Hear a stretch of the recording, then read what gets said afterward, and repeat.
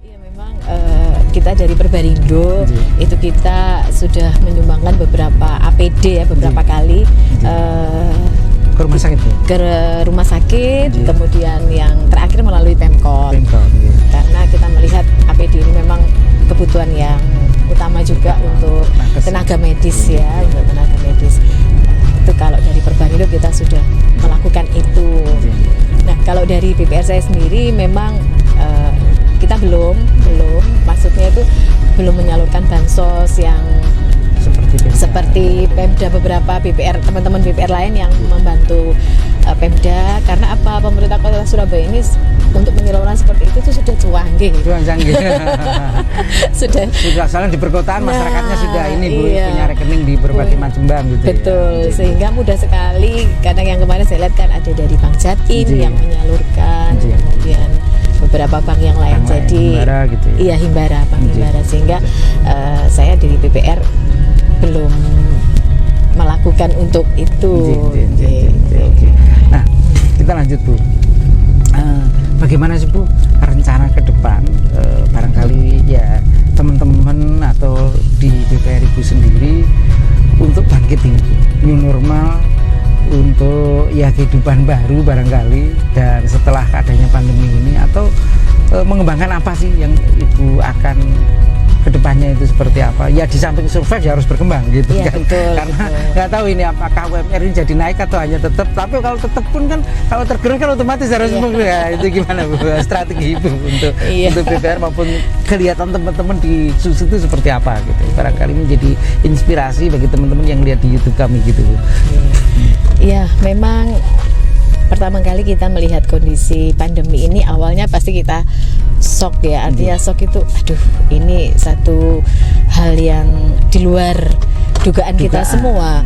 Karena saya dulu pernah mengalami krismon tahun 98, itu tidak berimbas kepada BPR. Iya, masyarakat UMKM tidak berimbas. Justru pada tahun 98 itu saya bisa mendapatkan banyak kesempatan untuk membiayai UMKM. Bayang, ini beda ini beda sekali. Nah, dan mendunia.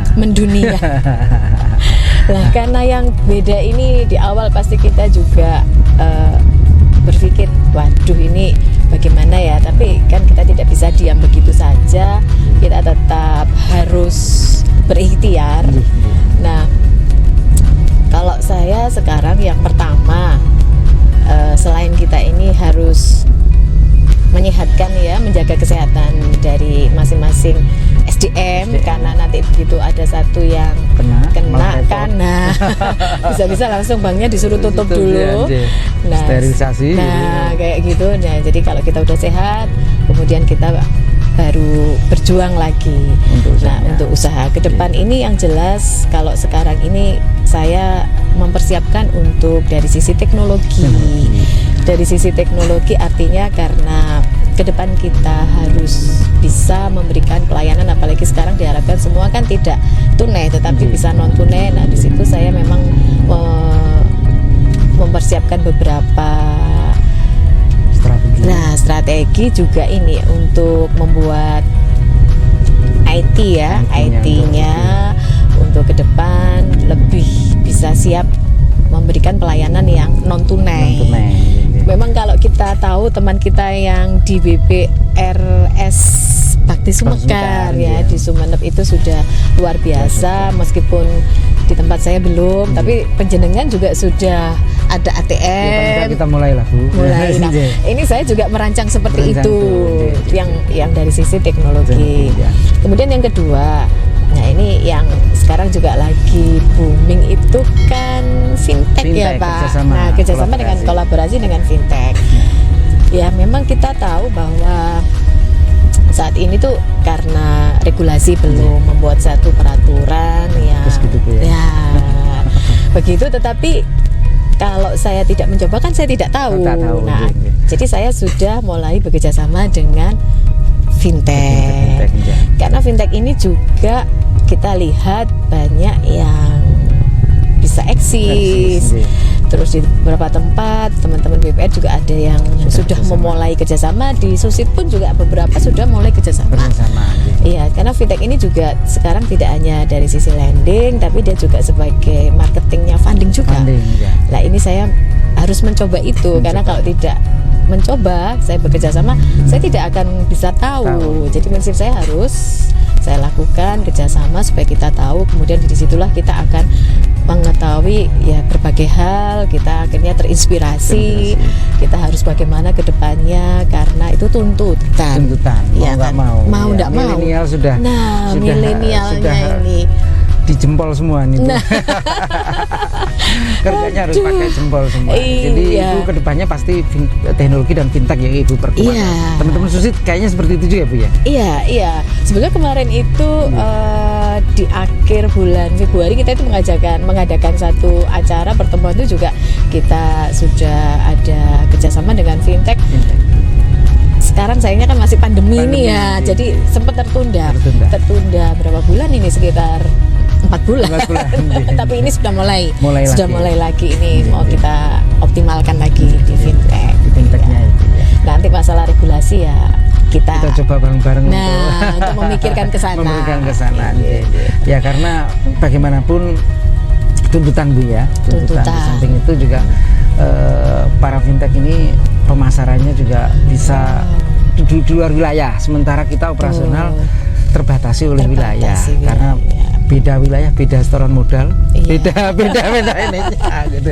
Jadi mau nggak mau fintech ini menjadi keharusan untuk kerjasama kolaborasi. Iya, itu satu peluang menurut saya. Kalau kita terlalu terlalu terkurung, pemikiran kita terkurung, BPR ya begini, akhirnya kita tidak bisa tahu, next kita jadi terlambat. Nah, daripada terlambat kan lebih baik sudah dicoba aja dulu. Dengan begitu kita tahu. Nah, teman-teman di Susit gimana Bu? Karena begini ya, kalau BPR di Susit otomatis kalau karena kami ini di Jawa Timur, otomatis Susit yang menjadi parameter yang berhubungan dengan mungkin ada yang fintech yang ada di Surabaya atau fintech yang di Jakarta yang sudah menyebar di wilayah Surabaya. Karena biasanya fintechnya itu kan terbagi wilayah Jabodetabek, bukan Kertasusila kan seperti itu. Nah, teman-teman gimana Bu reaksinya untuk berkolaborasi dengan fintech ini? Ini memang ada satu fintech yang asli dari Surabaya. Jadi bikinan arek Surabaya. Nah itu yang memang intens kita kerjasama dengan itu. Gitu. Jadi kita belum melangkah sampai yang fintech yang di luar Surabaya belum. Jadi biar komunikasinya apapun koordinasinya itu mudah, lebih mudah. Beberapa teman Susit sudah ada yang jalan itu. Teman-teman gimana tanggapannya? Ya antusias atau hanya lihat contoh dulu ada yang sudah jalan baru bisa ngikut atau semua pada antusias seperti apa? Oh iya, memang sebagian itu kurang antusias, artinya begini, sebagian kecil aja lihat kamu dulu lah gitu atau gimana? Iya betul. Ini yang sudah jalan itu ada 3 BPR. Ada 3. Lah yang lain ini kadang-kadang terkendala dari pemegang sahamnya, kemudian juga terkendala mungkin fokus COVID ini, mereka masih banyak harus melakukan restrak. Iya, tetapi saya tidak segan-segan selalu menyampaikan bahwa ini penting. Jadi tolong dipikirkan. Karena nanti ke depan kalau kita hanya terkurung dengan model bisnis BPR yang lama, kita akhirnya tidak bisa eksis gitu. Akhirnya kita saya sendiri juga memberikan contoh gitu ya, memberikan contoh gitu. Oke. Nah Bu, kita kan juga ini Bu, Perbarindo juga sudah menjalin kerjasama dengan Bank Jatim terkait dengan APEC ya. Nah, ini saya ingin tahu Bu, untuk ya kalau kami pengurus secara makro yang di Jatim gitu ya, ada beberapa DPK yang melakukan. Nah, bagaimana Bu untuk DPK Susit ini yang terkait dengan kerjasama APEC Bank Jatim? Bagaimana tanggapan teman-teman? Apakah menggunakan kesempatan peluang ini di kala pandemi ini atau masih wait and see nunggu pennya atau gimana nih Bu? Yes, APEC ini kalau APEC Perbarindo Jatim ini ya Pak ya, APEC Perbarindo Jatim ini kalau di masa pandemi kok kurang dimanfaatkan sama teman-teman. Atau bunga yang paling murah dulu Bu? Iya rasanya. Rasanya seperti itu. Jadi sebetulnya kadang-kadang saya mikir ya mohon maaf kalau apa salah. Namanya kan kalau kita punya Gak apa-apa, ini bagian dari pendapat kok, pendapat yang salah gitu ya. Kita gak nyentuh sara kok Bu. Apa ya, kadang kita itu mikir, aduh BPR ini itu sebetulnya kalau mau jujur itu kan semuanya harus mengakui bahwa BPR ini sangat berperan di masyarakat kecil. Tetapi oleh regulasi ini kadang BPR ini untuk menyalurkan beberapa dana-dana PEN itu kan kurang mendapat kepercayaan.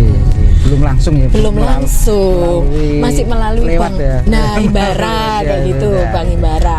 Nah, BPD, padahal otomatis dengan melewati Himbara ini kan ada regulasinya lagi. Ada sekian persen untuk Bank Himbara, sehingga BPR kemudian ketambahan lagi. Nah, akhirnya di masyarakat kan tetap masih tinggi. Agak berat. Nah, itu pikiran saya, kenapa sih kok kurang mendapatkan kepercayaan? Belum Ya. kenceng gitu ya. Nah, jujur ya, seperti Pak Avandi, saya ini di BPR milik pemerintah daerah. Menurut saya dalam kondisi pandemi seperti ini kan semua itu, khususnya pemerintah daerah itu kan mendapatkan satu bantuan ya dari pusat. Nah, padahal pemerintah daerah juga punya BPR. Nah, kenapa ini tidak bisa langsung? Tidak bisa langsung, masih tetap melalui Himbara. Nah, bank-bank lain. Padahal kalau bisa langsung itu akhirnya jatuhnya itu lebih murah, distribusinya itu akan lebih murah. Nah, itu yang menurut saya itu kenapa sih kok masih belum mendapat kepercayaan? Padahal kan kita dengan kepala daerah itu kan sudah berkomitmen ya. Kita ini sudah berkomitmen bahwasanya kita tidak main-main mengelola BPR ini. Nah, otomatis kalau seperti ini sedikitlah BPR pemerintah daerah atau Perbamida ini mendapat kepercayaan langsung. Nah, besar kecilnya ya disesuaikan dengan kondisi masing-masing BPR, tapi langsung, tidak melalui Bank Himbara. Kalau bisa langsung tuh bisa cepet dong, setiap hari loh kita ini berinteraksi dengan UMKM. Nah, Bank Himbara bukan saya ini ya, tetapi yang saya tahu juga kan mereka berinteraksi dengan UMKM, tetapi kan kurang ke mikronya dan berapa persen begitu. Kalau kita 100% loh. Kita itu 100% berinteraksi dengan UMKM. Kalau beberapa Bank Himbara kan bisa mungkin cuma 30%, 20%. Nah, ini kita pasti akan lebih mengena. Karena kita juga sudah paham ya, kita paham UMKM kita itu bagaimana caranya, bagaimana kebiasaannya, kayak gitu. Memang tiap daerah pasti berbeda. UMKM di Surabaya dengan UMKM di Jombang, UMKM di Madiun itu pasti berbeda. Itu uniknya. Tetapi kan kita sudah memahami. Jadi saya rasa masing-masing direksi itu pasti juga tahu dengan kondisi itu. Kalau misalkan dana PEN ini bisa langsung dikelola BPR Perbamida dengan segala komitmennya, nah saya rasa itu akan memangkas birokrasi dan distribusi dan itu akan bisa lebih cepat. Menurut saya bisa lebih cepat gitu. Saya sependapat sih Bu, sependapat ya. Jadi ribu mestinya langsung aja, nggak pakai ribu plus gitu Bu ya. Iya. tapi kita walaupun itu kita tetap tunggu ya, karena bagaimanapun kalau kita nggak ada suntikan yang agak besar, saya rasa UKM tumbuhnya juga cukup lama. Nanti pastinya lama. Itu saya tetap harapan kami sama sebenarnya. Saya rasa rekan BPR juga sama. Gitu ya. Kemarin kita berdoa bersama kalau gitu. Amin gitu. Iya. Nah, ini yang mungkin apa ya yang harus kita itu lakukan ya, karena kita perjuangkan, kita lakukan tuh apa lagi supaya kita bisa mendapatkan kepercayaan yang lebih. PEN ini bisa langsung dikelola BPR Perbamida dengan segala komitmennya. Nah, saya rasa itu akan memangkas birokrasi dan distribusi dan itu akan bisa lebih cepat. Menurut saya bisa lebih cepat. Saya sependapat ya. Ya jadi ribu mestinya langsung aja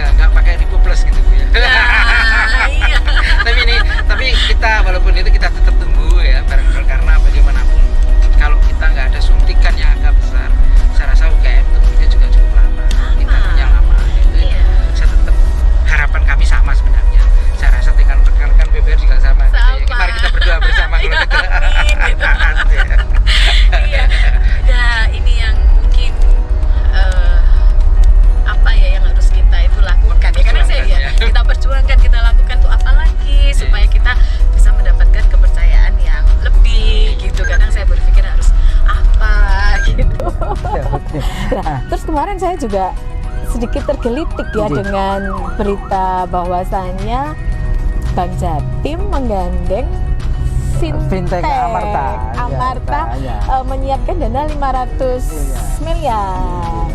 Nah, itu kan juga yang untuk mungkin apa ya, untuk UMKM gitu juga ya. Nah itu makanya kok BPR belum dilibatkan gitu ya. Nah, BPR belum dilibatkan kalau sudah sama fintech Ya, gitu. gitu. Ya,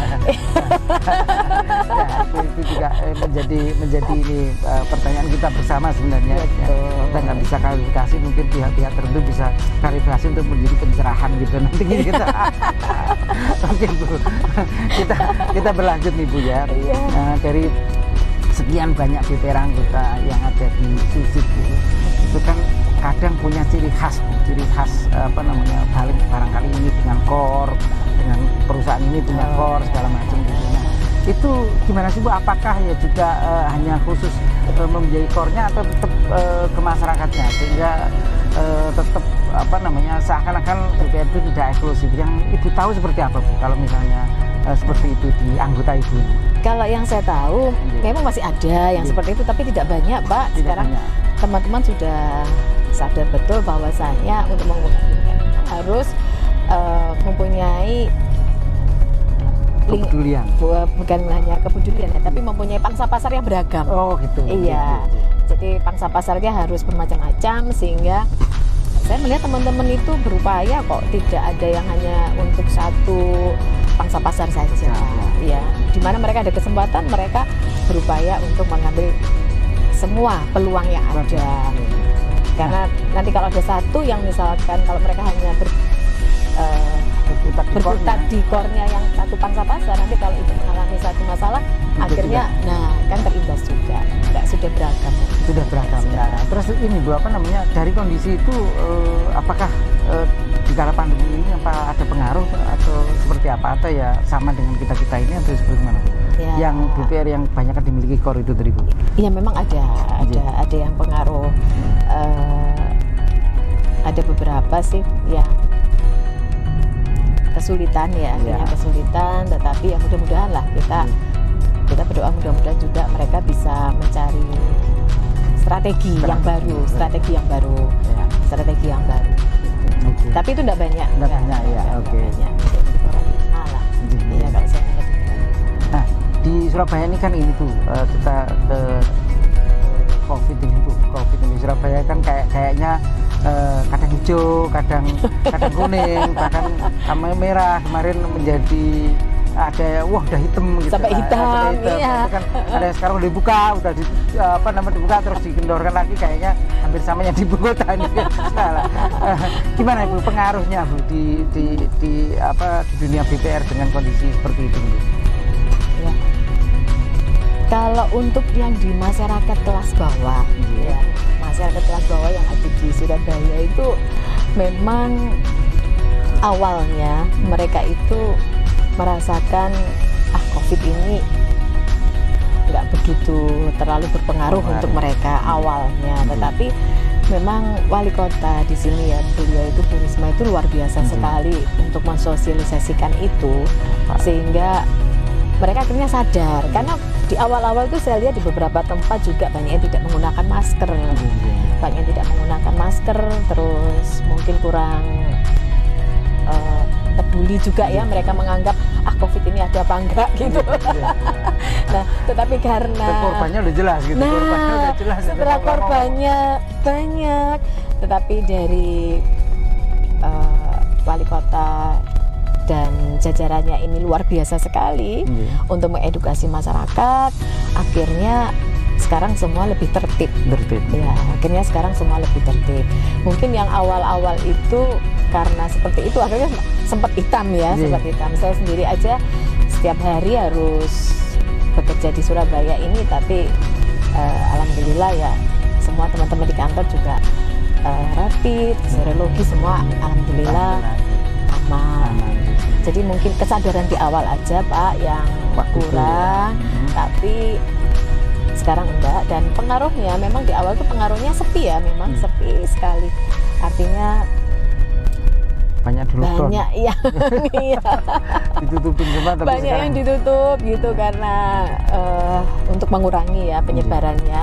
Tapi sekarang sudah mulai wah luar biasa, sudah mulai jalan lagi. Dari sisi pengajuan pinjaman juga sudah mulai tumbuh, sudah banyak yang mengajukan. Alhamdulillah, alhamdulillah.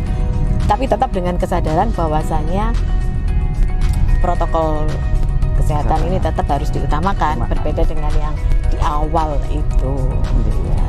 Oke Bu, saya rasa cukup Bu ya. Nanti barangkali ada kesempatan kita sambung yang lebih menarik lagi gitu. Nah, untuk menjelang ini bagaimana closing time Bu? Ibu pengelola BPR juga sebagai pengurus di kala pandemi ini, kira-kira apa yang Ibu bisa sampaikan untuk teman-teman tetap semangat, tetap bisa melewati masa pandemi ini dengan survive, dan paling tidak tahun berikutnya itu masih punya harapan yang baik dan bagus untuk dunia BPR dan dunia perekonomian di Indonesia. Itu silahkan closing statement Ibu. Ya. Sahabat semuanya, pandemi ini memang tidak mudah bagi kita, tetapi kalau kita mengambil hikmah, kita mensyukuri apapun yang Tuhan berikan kepada kita, disitulah akhirnya kita bisa menemukan cara-cara, kita bisa menemukan jalan keluar, kita bisa menemukan strategi. Jadi kita tetap harus terus bersemangat untuk bisa mengembangkan BPR kita masing-masing. Dengan berbagai cara kita harus berani untuk, salah satunya yaitu untuk menyiapkan dari sisi teknologi, karena ke depan pasti akan banyak perubahan ya dalam pelayanan, dalam transaksi yang mengarah ke non tunai, Kemudian dari sisi peluang untuk UMKM, kita harus memang mau turun ke bawah, Telaten tadi Bu. Ya, telaten tadi terjun ke bawah, kita melihat segmen-segmen di bawah itu sebenarnya banyak sekali yang masih memerlukan bank. Nah, tanpa kita turun, kita tidak akan pernah tahu kondisi realita di lapangan bagaimana. Jadi saya rasa selain menyiapkan teknologi untuk transaksi non tunai ke depan, kemudian kita harus turun ke masyarakat, kemudian kita harus berani juga bekerja sama tadi dengan, kalau sekarang lagi musim fintech gitu, jadi kita tidak terkungkung dengan pola bisnis BPR yang lama. Saya rasa 3 hal itu bisa menjadikan peluang bagi kita. Dan yang terakhir, yang terpenting adalah kita harus sering berdoa. Mohon perlindungan, karena dengan menyerahkan diri dan memohon perlindungan, insya Allah di situ, kalau orang Jawa itu bilang, istilahnya itu dilalah Pak Afandi, dilalah, ketepaan. Itu saya yakin sekali karena saya banyak merasakan itu. Saya banyak sekali merasakan bagaimana sih dengan kita benar-benar bisa menjalani hidup ini apa adanya, itu dilalah gitu, ditemukan yang pertolongan itu dari Allah. Saya rasa itu sih Pak Afandi. Oke. Terima kasih banyak Bu Reni berbagai macam sharingnya. Kita akan namakan temu sharing itu kan baik untuk BPR Pemkot dan inspirasi untuk BPR Pemkot yang lain yang ada di Indonesia, dan sebagai ketua Perbandu wilayah Surabaya, Sidoarjo, Gresik, dan Madura. Nah, itu saja teman-teman sekalian, sahabat-sahabat BPR Indonesia. Saya akhiri, salam lancar aktiva produksinya dan sehat lembaga BPR-nya, karena sehat itu yang utama.